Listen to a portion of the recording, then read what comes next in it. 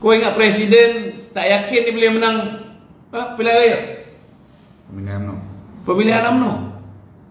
Kalau presiden tak yakin dia boleh menang pemilihan parti,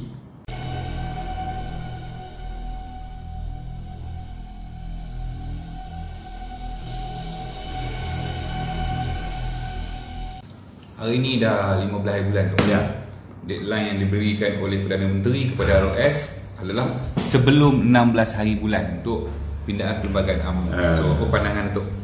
pandangan je. Jangan berangan lah nak dapat keputusan. Tu apa tu Tak ada.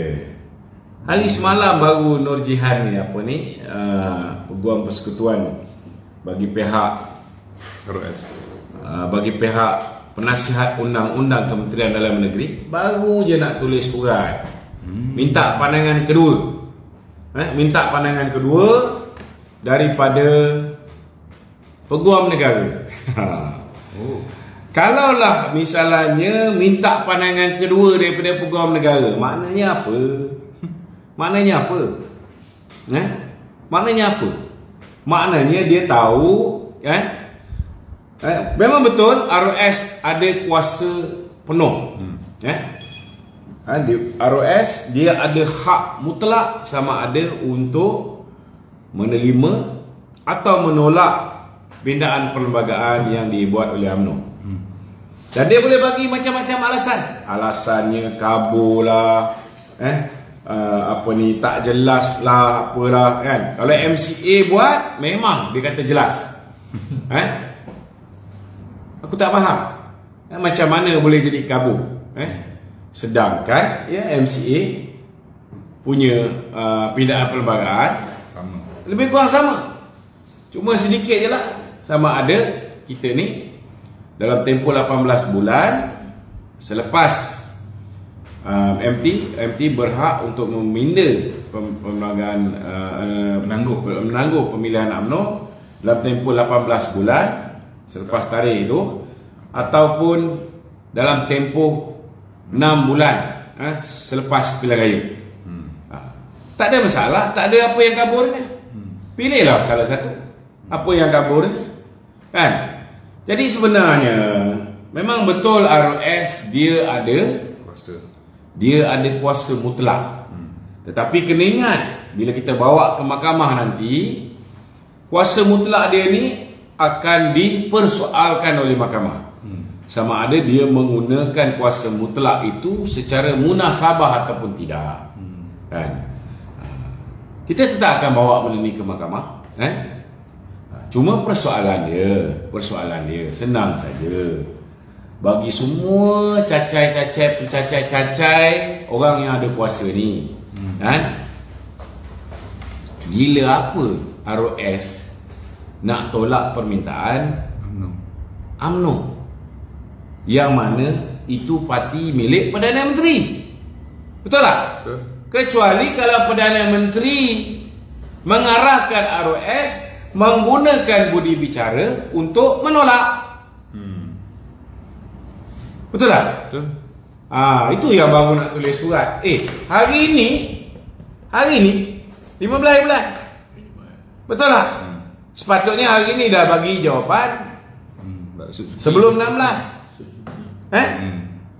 Hari semalam baru tulis surat pada AG minta pandangan kedua. Kenapa minta pandangan kedua? Tahu pun kau takut kau boleh berhadapan dengan tindakan undang-undang. Jadi kita kena ingatkan pegawai-pegawai yang terlibat ni semua. Bila kita memerintah nanti, siapa juga yang menyalahgunakan kuasa, kita akan hadapkan ke muka pengadilan. Termasuklah orang yang mengarahkan dia untuk menggunakan budi bicara untuk tidak meluluskan. Termasuk. Jangan ingat kita tak tahu. Kena ingat, tembok pun boleh bercakap. Kena ingat, di dalam pentadbiran kerajaan hari ni, bukan semua dengan dia. Bukan semua setuju dengan apa yang dilakukan oleh mereka, baik daripada zaman Pakatan Harapan sampai ke zaman Perikatan Nasional, campurlah zaman Perikatan Nasional yang bertopengkan Perdana Menteri UMNO. Sama je. Kan? rakyat kat bawah dah boleh menilai. Rakyat kat bawah tahu yang mana betul, yang mana tak betul. Jadi kalau setakat benda ni benda-benda bodoh, alasan bodoh yang kau nak bagi untuk reject, tak apa, kau buatlah. Kau buat. Tapi kena ingat, bila kamu buat aniaya pada UMNO, kena bersiap sedialah. Lepas pilihan raya nanti, kalau ada yang salah guna kuasa, dihadapkan ke muka pengadilan, jangan salahkan kita. Salah guna kuasa, tetap salah guna kuasa. Memang betul ROS ada budi bicara. Jangan sampai bila kita dah herit ke mahkamah, dia beritahu kami dapat arahan daripada simpulan masa tu terbongkar semua. Tapi kalau ditakdirkan ROS kata tak lulus juga, kena buat pemilihan, apa masalah? Apa masalah? Betul. Kau ingat presiden tak yakin dia boleh menang pilihan raya? Pemilihan UMNO. Kalau presiden tak yakin dia boleh menang pemilihan parti, kalau Ismail Sabri ni boleh menang, aku bagi jawapan yang paling mudah. Mereka bertungkus lumus mengedarkan envelope putih sepanjang tempoh Perhimpunan Agung UMNO yang lepas untuk menggagalkan usul untuk pindah perlembagaan UMNO, buat pemilihan selepas pilihan raya. Itu pun gagal. Kalau itu gagal, macam mana kau nak menang pemilihan UMNO? Apatah lagi kalau selepas ini ahli-ahli sedar bahawa kamu jadi Perdana Menteri, kamu tak boleh jaga kepentingan UMNO, sehingga kamu mengarahkan. Kalau diarahkan, ni contohnya, contoh,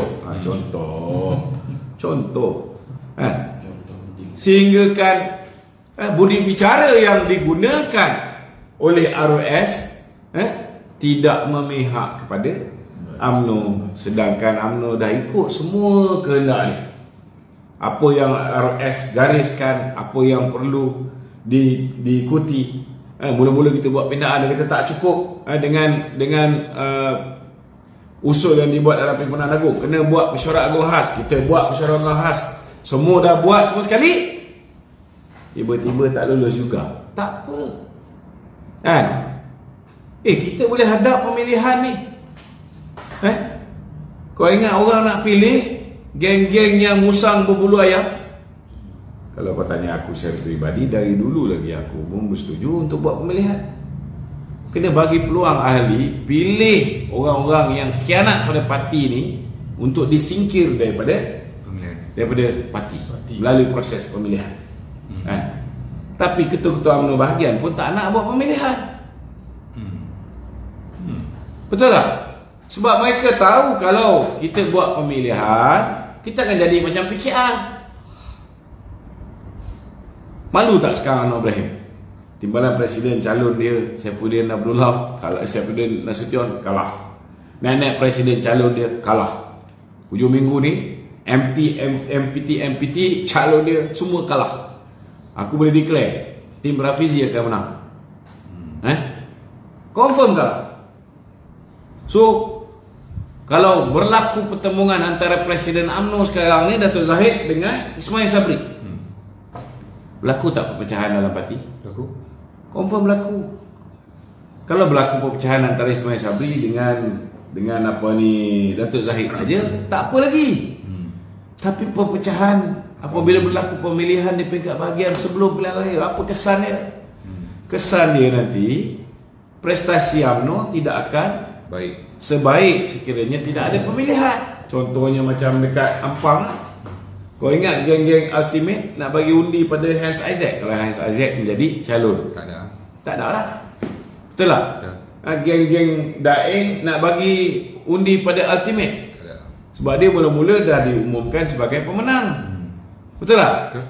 Lepas dia punya video, dia bagi duit dan sebagainya terbongkar, tiba-tiba mula-mula Hans Isaac menang, dah umum dalam dia punya page portal, tiba-tiba tukar pula. pengundi-pengundi ada 16 pengundi, tiba-tiba di-declare daripada cabang lain. Kalau daripada cabang lain takkan boleh masuk dalam pemilihan tu. Betul tak? So, mengarut dia orang ni. Jadi, kita nak tengok ke peperangan ni berlaku sebelum pilihan raya, ataupun memang nak tengok UMNO berperang sama-sama sendiri. Dengan tujuan, bila UMNO berperang sesama sendiri, prestasi UMNO tak baik, ditambahkan lagi dengan melengahkan pilihan raya, dengan memberikan alasan kita kena buat akta lompat parti dulu, padahal kita boleh buat set agreement, siapa lompat parti bayar 50 juta terus. Kita boleh buat benda tu, lepas pilihan raya kita boleh buat kita punya anti lompat parti act. Lepas tu bagi pula alasan kita kena bentangkan belanjawan. Kau nak bentang belanjawan, lepas ni kau kerajaan semua sekali yang dalam tu bersatu kerajaan lagi ke? Tak tahu ni. Pas pasal kerajaan ke? Kau nak bentang kerajaan tu siapa? Belanjawan nak pakai tahun depan. Biarlah orang yang akan memerintah tahun depan yang akan bentang belanjawan dia. Nak buat apa? Jadi fikirlah masak-masak, kita ni bukan menyerang Perdana Menteri. Kita bagi pandangan. Nak pakai, tak nak pakai tak apa, tak ada masalah. Aku tak rugi apa. Tak luak sedikit pun. Habis kuat dia orang buat poster gambar aku. Buatlah poster gambar macam mana sekalipun. Tak luak. Tapi kita bagi pandangan tu, dengarlah. Janganlah kacau kerja ROS ni. Bagilah ROS luluskan pindaan perlembagaan UMNO. Apa perlu nak minta pandangan kedua? Bila orang tahu minta pandangan kedua daripada Jabatan Peguam Negara, maknanya kamu cari sebab untuk tidak meluluskan pindaan perlembagaan. Orang ahli UMNO boleh fikir benda ni. Ahli UMNO boleh fikir, bukan tak boleh fikir.